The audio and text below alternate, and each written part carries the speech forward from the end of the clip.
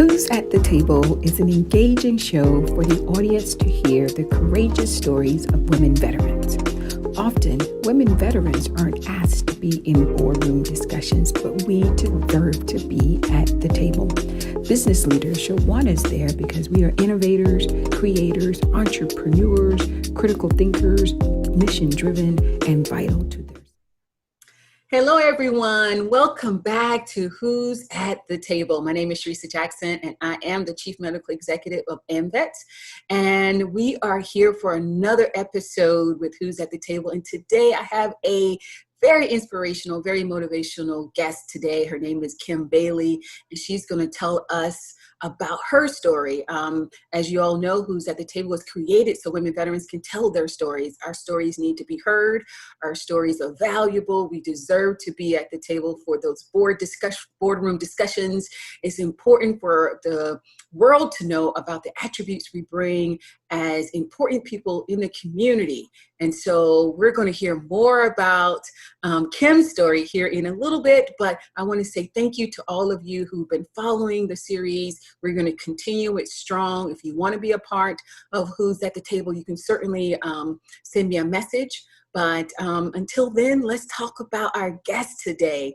Again, she is here to give us her story and why she deserves to be at the table. Welcome, Kim, to the show. I so appreciate your time and being here today. Yes, thank you so much for having me. I'm excited to be here at the table. Well, let's get right into it. Why do you feel you deserve to be here at the table? Yeah, so I think, like you said, so many of us as female veterans have a really strong voice, and we learn some really good leadership skills in the military. So I feel like all of us have a very, special value to the table. Me personally, so I'm a U.S. Army veteran. I did 4 years active duty as a combat medic. And I feel, for me personally, having a spot at the table is really important because of both my experience, my personal life experience, but also because of my educational background. I do have a master's in social work. Oh, I have a bachelor's in sociology, a master's in social work with an emphasis on adverse childhood experiences. And I like to look at things really through an intersectional theory lens. And I'm working on my PhD in psychology with a focus on veteran incarceration and traumatic brain injuries. I think all of those things are really important to discuss, like the complexities of us as veterans. I think that's wonderful. I mean, your accolades are something else, girl. PhD. Wow, that's so impressive. Congratulations to you on that. Yeah. So let's talk about your military history. Why did you decide to come into the Army? I mean, there's other branches. Why not the Air Force? Why the Army for you? Yeah, you know what, Air Force, that's a good question because when I got in the service, I always, I thought about, why didn't I not join the Air Force? But I think honestly, the reason why was when I started my decision to come into the military, I kind of come from, I was a prior foster youth and I was adopted at a very young age. And so coming into the military, I really wanted to find family and unit cohesion. And initially I thought I wanted to join the Marines. And I had everything lined up. I was about to go. I thought that's where I want to be. But the reason why I chose not to join the Marines is because the recruiter was, I guess, hitting on me rather than actually treating me like a new recruit. So I feel like he really just didn't take me seriously. And so luckily for me, the next door neighbor to that office was an Army recruiter. And him and I are actually friends still to this day. He's an amazing person. And yeah, he started my Army career, so to speak, because of his just great leadership and not hitting on me. I think that was one of the key things that got me in the door. Wow, that's incredible. It was different for me. My brother told me, without a shadow of a doubt, you will go into the Air Force. There was no other option for me, right? And so it's always interesting for me to ask guests, why they chose the branch that they chose. So thank you so much for telling me that story. So let's get into your story and some of the challenges. Most people who have been following me know that I created the Women's Veterans Journey Map. And, through every year of someone's enlistment, there's different challenges, particularly as women veterans that we face. And so I know your story is jam-packed with a lot of challenges that's on that women's journey map. So if for right now, tell us about your story and some of the challenges and some of the things that you experienced while you were on active duty.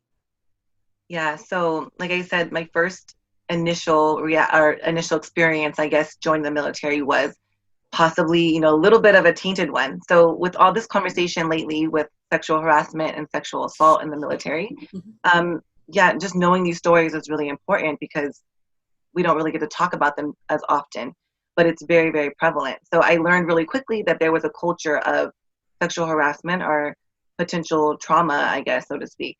But my basic training was fun. It was great. We had a lot of camaraderie, a lot of unit cohesion. And that's the thing with military sexual trauma, why it's so impactful is because of that unit cohesion and that really strong bond that we make with each other. And so my first duty station, once I got over there, it was overseas, so I wasn't in the States. So already we're out of our comfort zone, right? Flying overseas, not having a good support network, coming into a brand new unit, not knowing exactly what to expect because you're a brand new soldier. And right away, within the first year of my enlistment, I experienced a sexual assault, a pretty severe sexual assault by a non-commissioned officer. So somebody in a leadership position.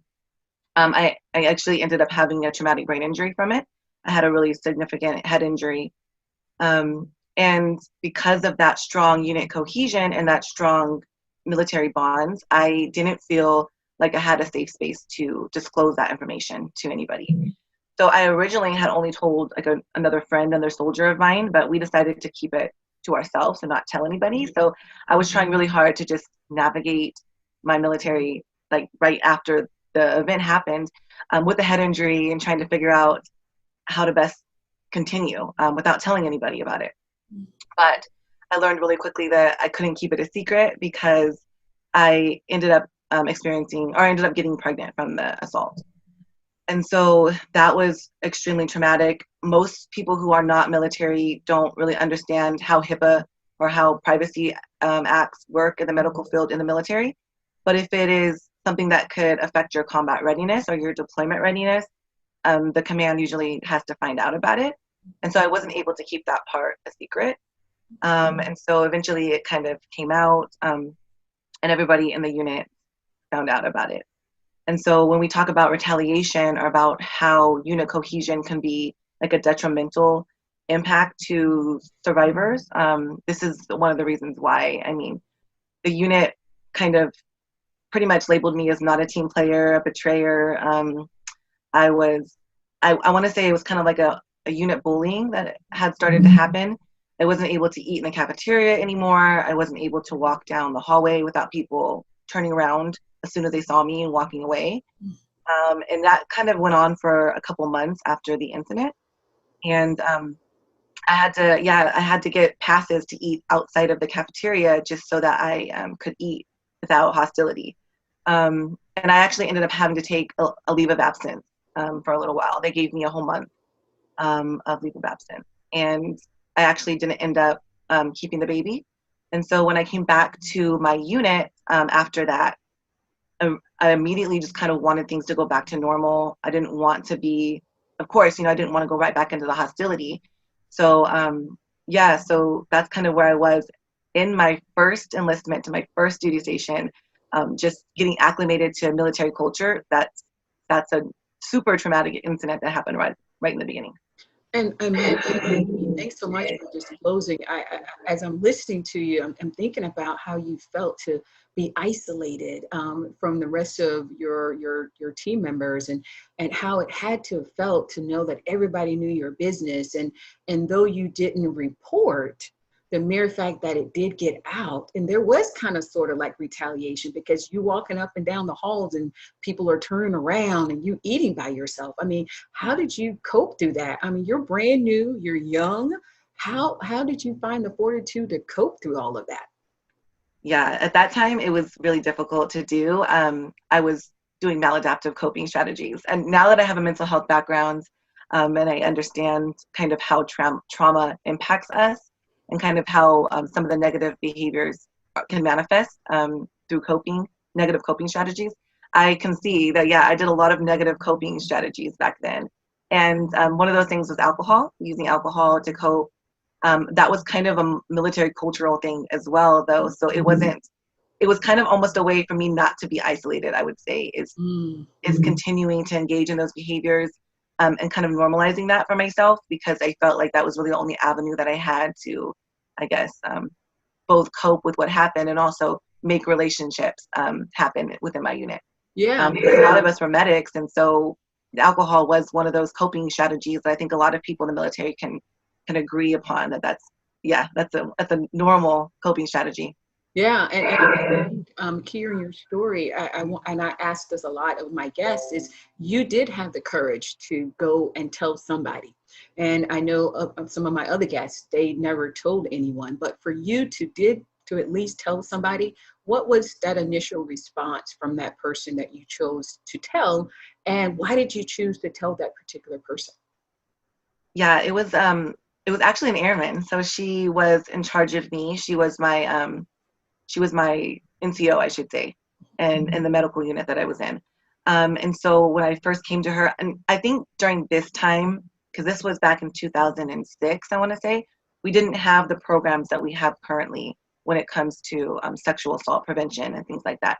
So I don't think she was really prepared, I should say, to have this conversation with me, because she really didn't know what to do with the news. Because when I came to her, it wasn't really about just the sexual assault, because that had already happened a few weeks ago, almost a little more than a month ago.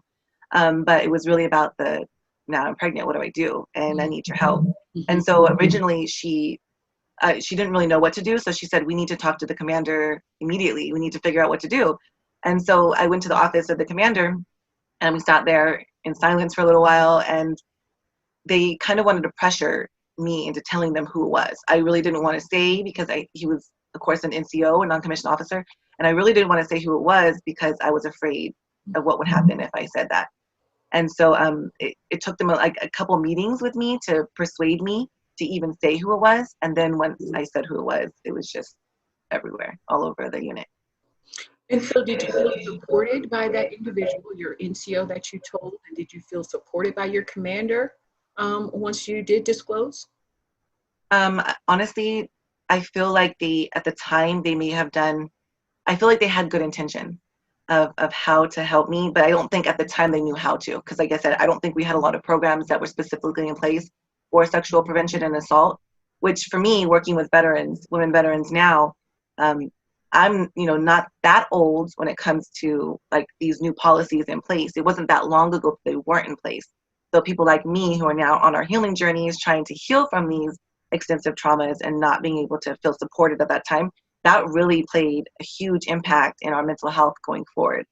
So I think they had good intentions. I don't think they had very good, I guess, protective places in place for something like that to happen. So they didn't really, I don't think I really felt supported at that time, no. Yeah, and to know that brand new, young, knew the military was the way for you to go.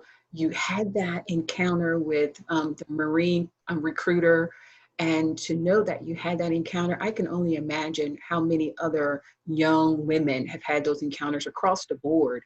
And I can relate to that, because when I was choosing to come into the military, I knocked the ASVAB out the park. So all the recruiters were looking to recruit me. And I remember one particular recruiter was an Army recruiter. And this guy, I mean, he was praying and pouncing like nobody's business on me. And it took my father just noticing, why is this guy calling my daughter at the same time every night and on the phone with her, just talking. And my father actually picked up the phone and he was listening to our conversation. Again, I'm young, impressionable. I'm not, leading this guy on. I'm just thinking he's going to help me get into the military. And my father heard this guy on the phone saying some things that was very inappropriate about what he wanted to do to me physically, just totally inappropriate. And I would never forget my father. And my father doesn't curse. He's a deacon in the church. My father laid it in his behind on that phone that day. Yeah. And that guy never called me again. And my father came and told me after that incident happened, he sat me down. He said, you don't deserve that. And you're not going to ever let anyone talk to you like that or treat you that way. And to know that my father stood up for me in that moment with that recruiter, because I never went to my father. And there were multiple conversations that me and this recruiter had prior to my father noticing, this ain't right. Why is this guy calling my daughter every night, at the same time? So for my father to have that perception and then to intervene, I felt I had that support. That's why I asked you that question. When you did go and tell somebody, when you did go and confront the commander, were you supported either emotionally, or did they do something to that person that you said, you know, did this sexual assault? What was the verdict in all of this? Yeah. So now that you kind of sparked that memory in that situation. So actually, so the situation happened because I had been drinking the night before. It was a work day. I had been drinking the night before with friends. He was our sober driver, is how the incident happened. And he had, like, I guess, slipped a card into my door lock, is how it had occurred.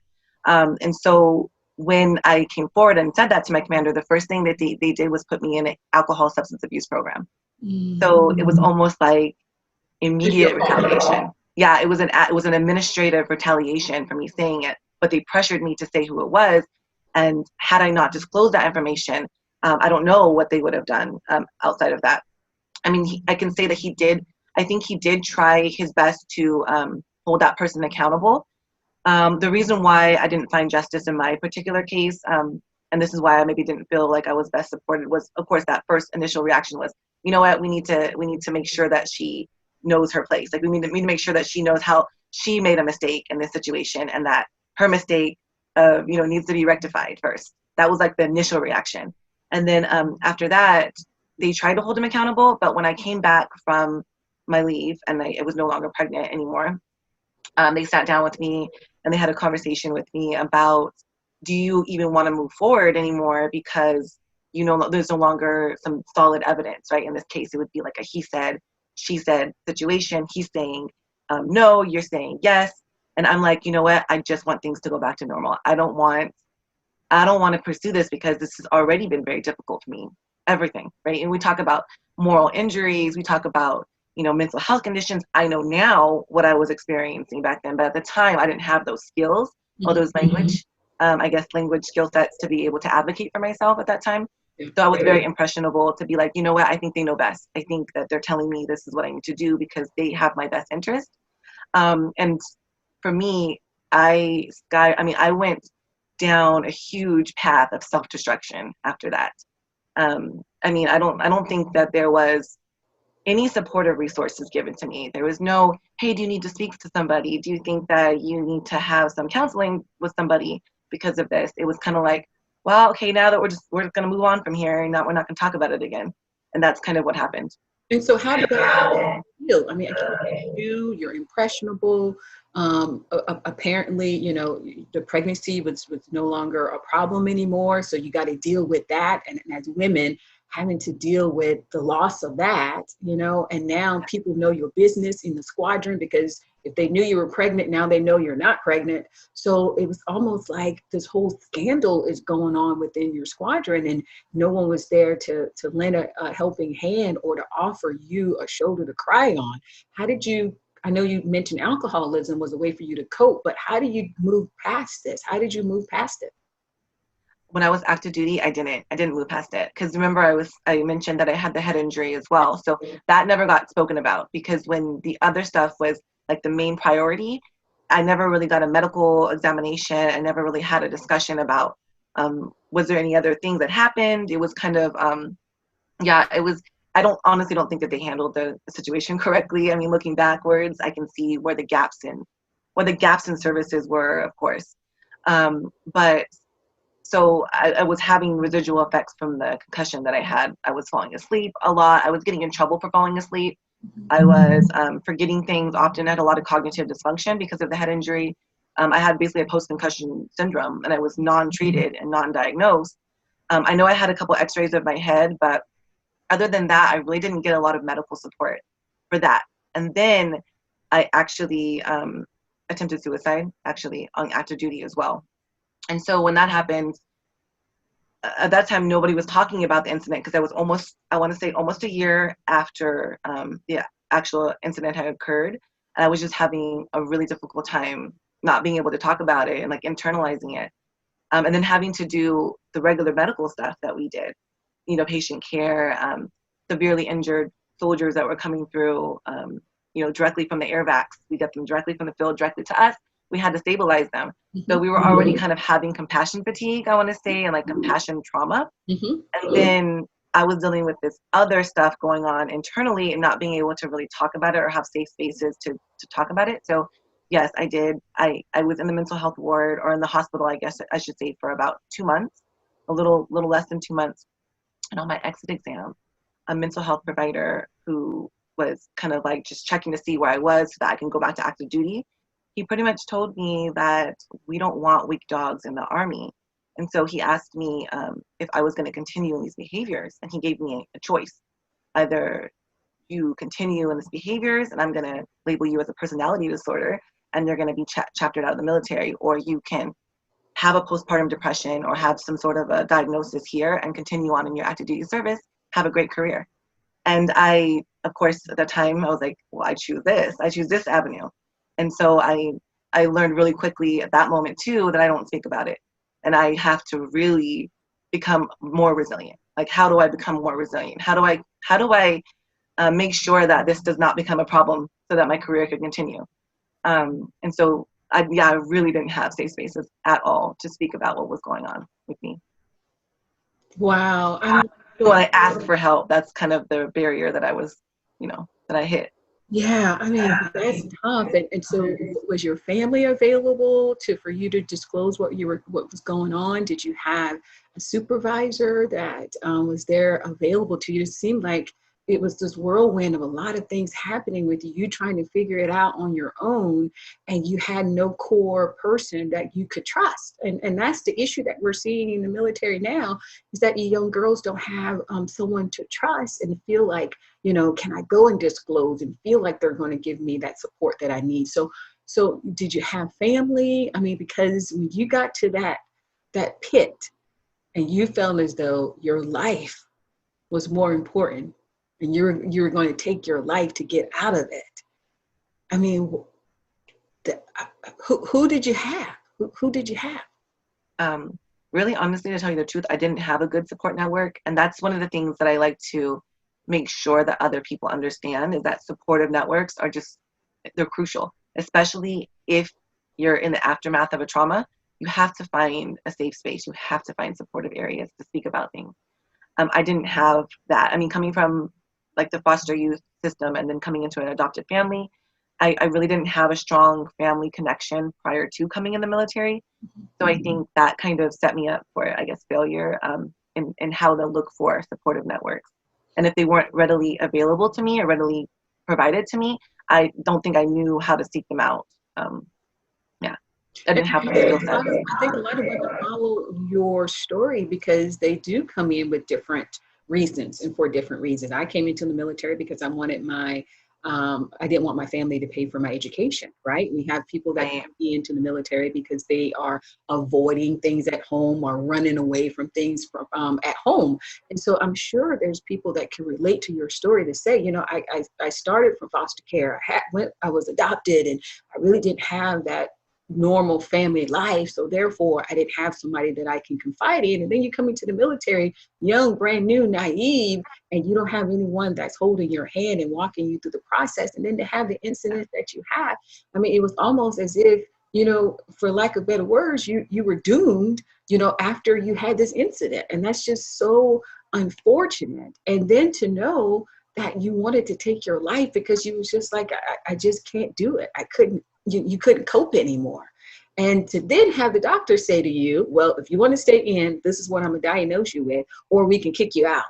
I mean, how did you move past all of that? I mean, you had to have the tenacity and the perseverance, but what other challenges did you go through? Because you're here now, so you had to figure it out somehow.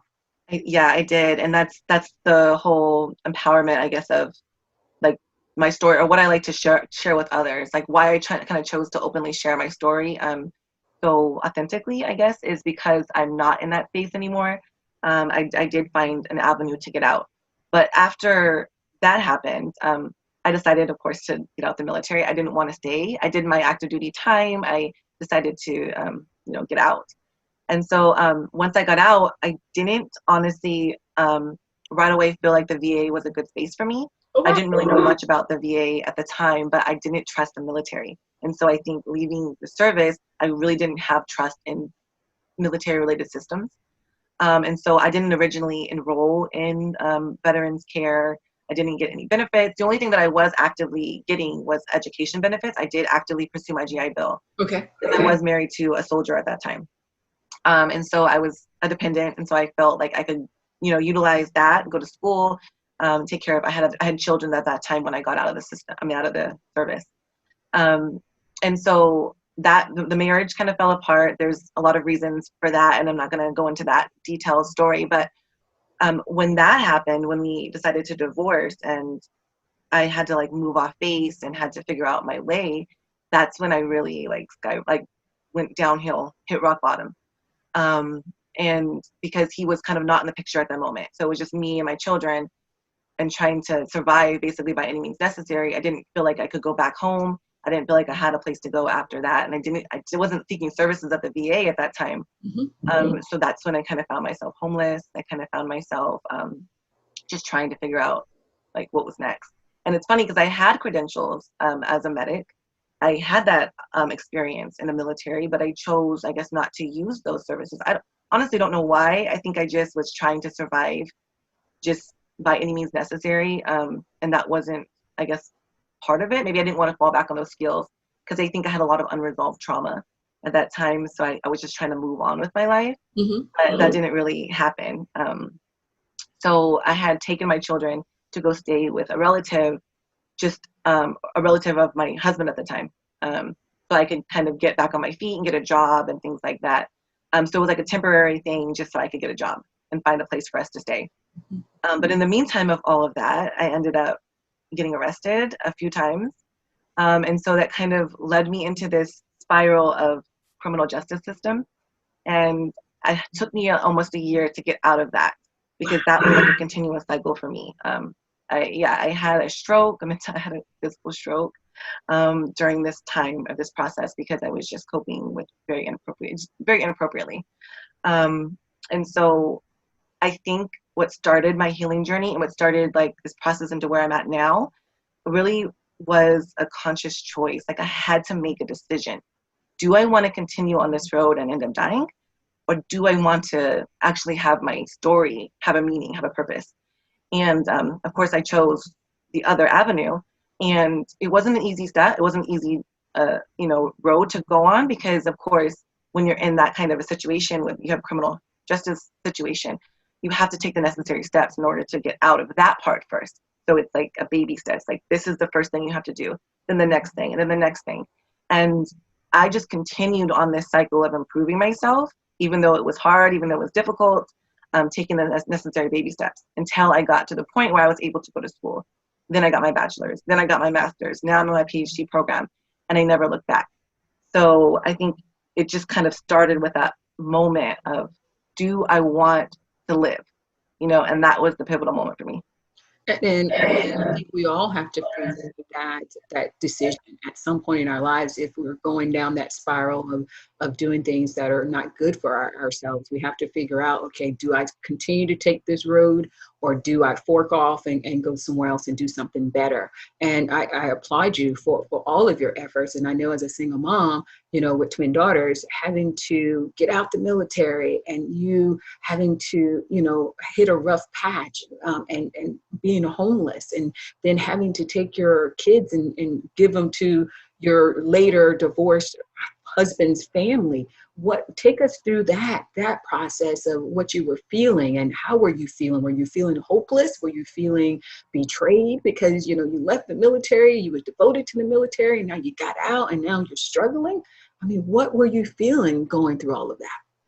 Yeah, and I think those are really good questions to ask. I think that for so many sexual assault survivors, not just military sexual assault, but just in general, we go through this period of shame and guilt and kind of internalizing those feelings of not being good enough or not being able to protect yourself good enough, and then not being able to protect your children good enough and things like that.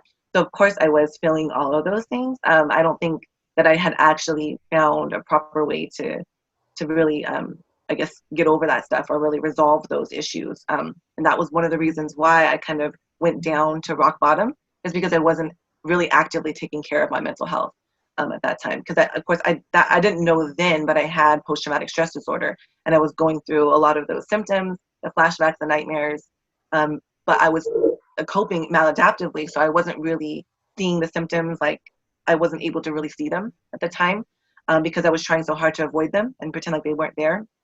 And so yeah, I was going through that, plus just feeling like a failure as a mom, feeling like a failure as a soldier, feeling like I wasn't being very resilient, even though I had gotten through, I thought I had gotten through the worst part of my life with the military. And I thought I got out of it. I got free. I'm safe. I'm alive. Right. And then I wasn't good, you know? And then so I really went through a lot of emotions, I should say. It's really hard to pinpoint like what was the worst part of it. And then when you talk about hitting rock bottom, you talked about the sexual assault, you talked about the attempt of suicide, and you talked about the homelessness and going through the divorce. And as you are spiraling, you mentioned, you know, just hitting rock bottom. What does that mean, and what does that look like? Yeah, rock bottom. Well, I say this often in some of the speaking engagements that I do. I hit rock bottom like 5 times. Like I thought that I hit rock bottom, but then I thought I couldn't get any lower, and then I hit lower, and then I hit lower, and I hit lower. I think for me, just being in the criminal justice system in general, that was a huge rock bottom for me, because I was a straight A student in high school. I was a cheerleader in high school. I never would have seen myself in a position like this. So when I got to this position and I looked back on how did I get here, it was a really, I guess, insightful point in my life. I think being incarcerated in general, you have a lot of time to think about how did you get here to this spot, and you don't have the coping strategies that you were using previously to that. So I think that was like a really insightful time. I can really look back and see what were the steps to get me here, and how many rock bottoms am I really gonna hit? Because I thought that I was gonna be just going to school and having a college degree and doing all these wonderful things with my life. And then I found myself there. And it just, it was a really shameful time for me. I honestly just started openly talking about this part of my life very, very recently, maybe within the last year, because it was such a shameful time. Like, it's really embarrassing to speak about that. But I feel like it's important because with the work that I do with mentoring, other people who have been incarcerated, other veterans who have been incarcerated, I really want them to feel like they have the power to take back their life. Because if they feel like stagnant in that section, like they can't get out of that cycle of criminal justice or just maladaptive coping strategies, they can. And there's complete hope for them. They have, like, especially with military members, they have so much unlimited potential and capabilities of being successful that I feel like, that's one of the reasons why I feel like I kind of went through a lot of those things and hit those rock bottoms, was because now I'm able to show other people that, yes, you can get out of there. Yes, you can make a difference in this world, and you don't have to stay there at all. And I will say this, and hearing your story, you have to know that you should not feel ashamed. You should be brave in knowing that you're able to tell your story. I tell people all the time, your story can be a testimony to somebody else and help them get out of that pit that they're in. And like you said, those troubled times that you were in, the rock bottoms that you were in, hearing your story can show somebody that if she went through all of that, I certainly can go through what I've been through. So I don't know what you're going through today, but don't you ever, from this day forth, be ashamed of your story. Continue to operate in resilience and persevere through any other challenges that you are encountering or will encounter. Because if you went through all of that, there's absolutely nothing, I'm telling you, there's absolutely nothing you cannot get through. And don't ever, ever, ever, your journey is your journey. And I tell people all the time, my life is not like someone else's life. I can tell somebody and give a testimony to my life, and people say, good Lord, girl, how did you get through that? We all have our own stories. We all have our own journeys. But I do believe being brave enough to tell our stories impacts this world. And that's the gift that we give to people if we're brave enough to do it. So your bravery is definitely shining bright. I appreciate you being brave enough to do it. I know it's difficult. There's shame in some of the stuff that we all go through. I mean, there's things I can sit here and be like, girl, you did what? Absolutely, yeah. but at the end of the day, we're who we are. And no one can judge us for what we've been through, because we all have our own stuff and nobody's perfect. And so as you continue to go throughout your journey of being a motivational speaker and being out here advocating for women, just know the more you do it, the more you're going to have your head held high, the more you're going to stump those red bottoms, and you're not going to give a care when you walk into a room, who says what after the fact, because people are going to appreciate your courage. And I just have to say that from the heart. You're courageous in doing what you're doing. Don't stop doing what you're doing. There's somebody out here that you're going to bless with your story. And don't ever be ashamed of where you come from. It's not where you are now. And that's the bottom line. Actually, thank you so much. I appreciate those words. Yes, I do agree. I think that I speak so candidly about my story because I'm not there anymore. I think that's the most important part. Like especially with all that's been going on with the Vanessa Guillen case, which is impacted so many of us, and military sexual trauma has been a hot topic. Mm-hmm. If you're not safe, you don't feel like you're safe or you're grounded enough to publicly tell your story, I think it's really important that you don't feel like you're pressured to do that. Because I know for me, if I was in the spot that I was previously in those positions, I wouldn't have felt safe or comfortable to publicly talk about these things. So I've done a lot of work. I've done a lot of healing work to get to this place in my life currently. And I think we just can't, sidestep those things, those healing processes. It's a process. It's a everyday, lifelong process to heal from trauma. And I don't think you have to rush it. Don't feel, like you have to publicly speak about it. But when you're comfortable doing it, if you choose to, then yes, your testimony can be somebody's survival guide one day, potentially. Yeah.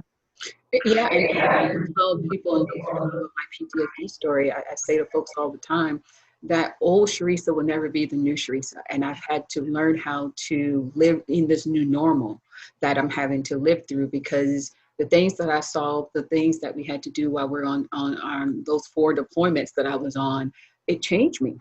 And I would never be that same mom, that same friend, that same sister, that same girlfriend that I was prior to seeing and doing the things that I did. So I had to go through that process of accepting myself for the new person that I had become. But my timeline to do that was totally different than someone else's timeline who was there at the same time seeing the same things that I saw.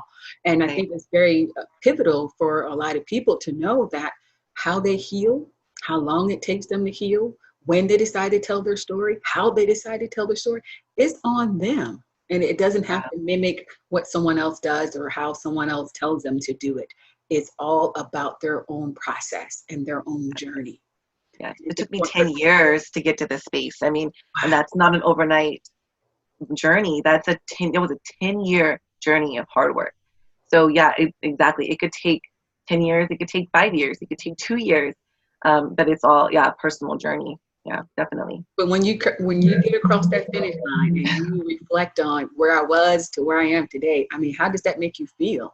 How does that make you feel? Yeah, I mean, it is like I look back on my journey and I'm just like, wow, like how did I get here? And I remember like in those rock bottom positions that I was at, I asked the same questions. How did I get here? What is wrong? I used to ask, what is wrong with me? And now I can look back and be like, how did I get here? And like in a good, positive way. So it's the same question, just with a different mentality, different mindset. But it does feel surreal sometimes because I tell my story so often now. And like when I write and when I talk to other people, that it does feel like a story like that I'm telling, because I don't always have, sometimes you have to do that in order to like be able to tell a story like this, is to be able to look at it like, like a life journey type of a story, instead of feeling like you're living in those moments. That's also part of the healing journey.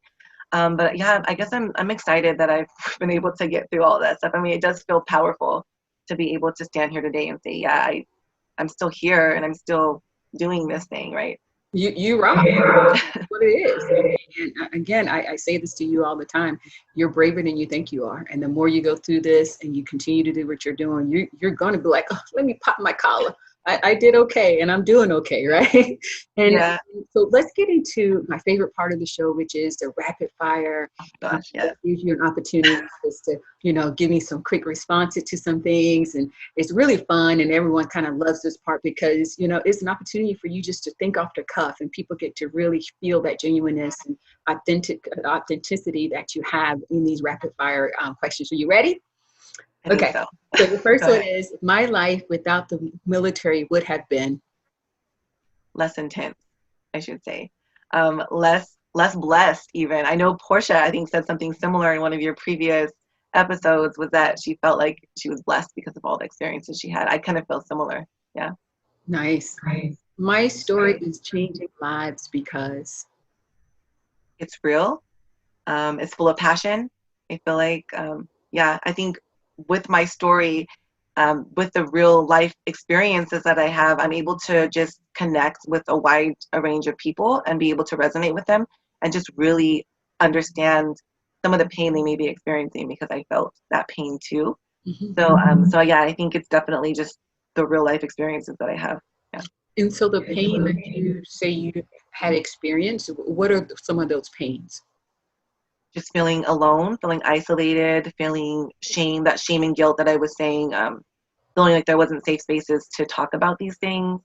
That's kind of where that pain, I think, manifested. Okay. So obviously you're an advocate out here. You're happy. I see the joy exuding through this camera.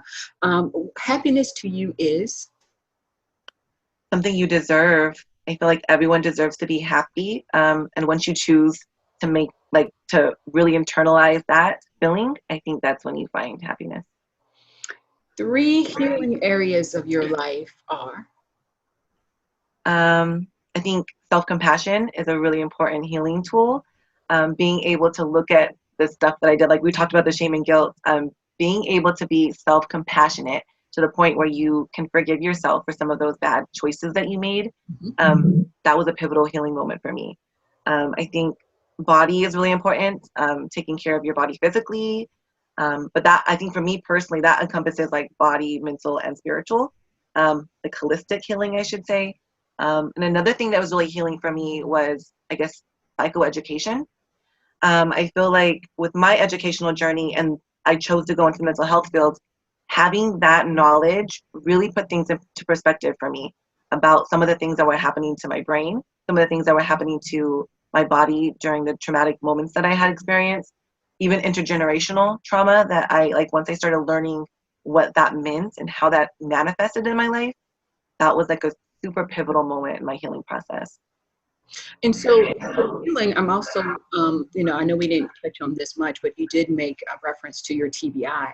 So you said that the military didn't diagnose it, it went, no one even realized that you had this TBI, though you had symptoms of it.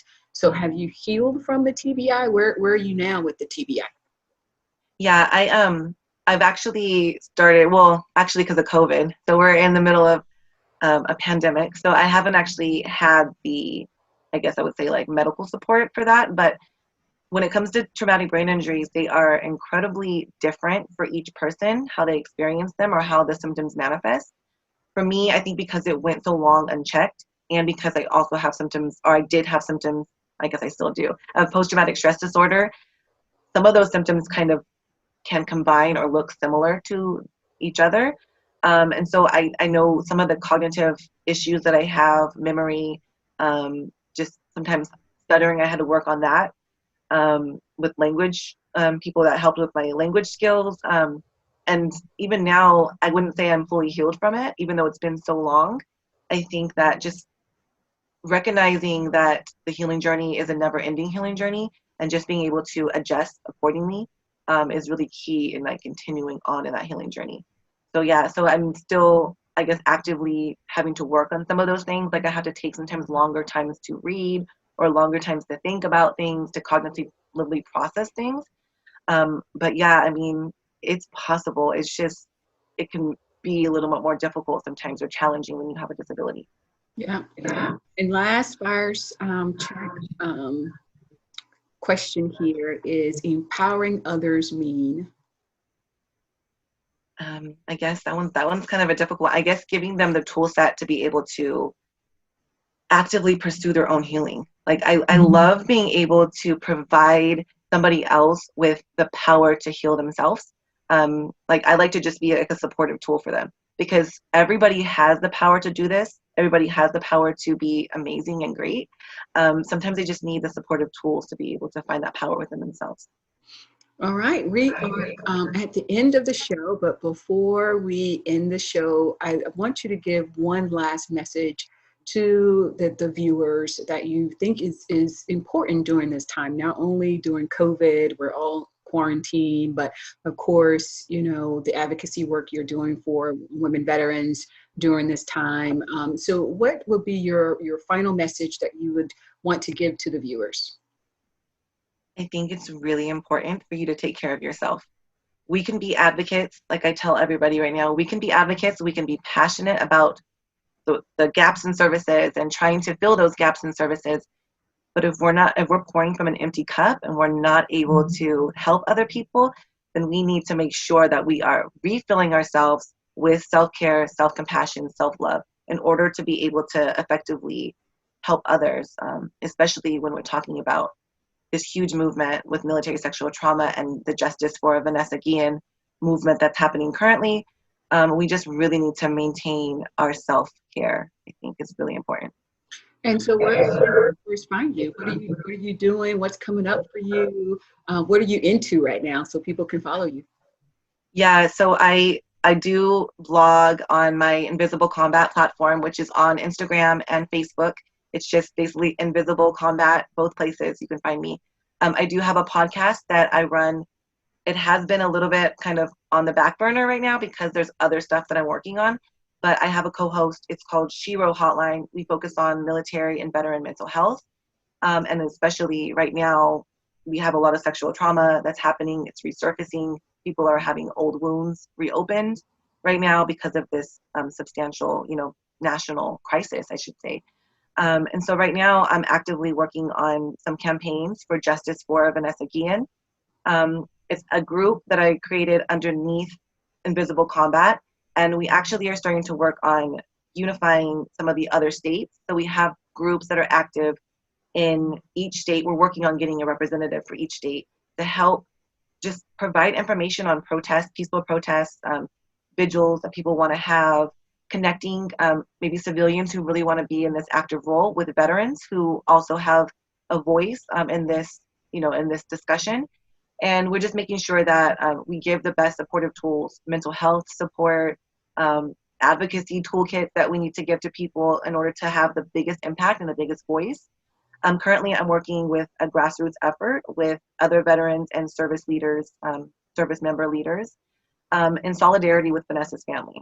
So we are working to have a congressional letter be presented with some demands in regards to just a congressional inquiry, in regards to Vanessa's chain of command, having that investigated. We do have some concerns, I should say, about Fort Hood and the surrounding area that we want to have addressed. And some of the other demands are no justice, no enlistment for our youth. We feel like unless they can protect our youth and provide effective systemic protection, so this kind of stuff doesn't happen, military sexual trauma, sexual harassment, tragedies like Vanessa's case, I don't feel like we should be encouraging enlistments at this moment until they effectively handle some of these things. So that's kind of the advocacy work that we're doing currently, and that I'm a part of. And if anybody wants to sign on to that congressional letter or be a part of the efforts, they can always send me an email. It's Justice for Vanessa Guillen now @gmail.com. You can send an email. We can help just find or connect you with other people in your area that are also holding peaceful protests or vigils, and then also try to connect you with some veteran advocates in your area. Wow. And so hopefully you're taking care of yourself, being that you are self-care, right? Advising all of us to do self-care. I know it has to be a lot. It can be overwhelming. It can be stressful in this advocacy space, but I do appreciate your time. I do appreciate everything you're doing. If there's anything that AMVETS can do for you, just know that we're here to support. But I just appreciate you being here, being honest, being so passionate about your story. I see a light on the horizon for you, and just continue to push through whatever you're going through, and know that you're impacting this world in a major, major way. And I appreciate you being here on the show today. Thank you. Yes, thank you so much for having me. You're so welcome. So this concludes our show for today. Thank you all for watching. Again, you have heard Kim Bailey's story. She's giving you ways to reach out to her. If you want to support her efforts, definitely reach out to her. If you want to be on Who's at the Table, you can certainly reach out to me at cjackson@amvets.org. And hopefully you found this series to be something that is impacting and encouraging and motivating and inspiring you in your journey, whatever they may be. So thank you all so much, and have a wonderful, blessed, safe day. And hopefully you will watch the next show. And I thank you for your support. Thank you. Bye.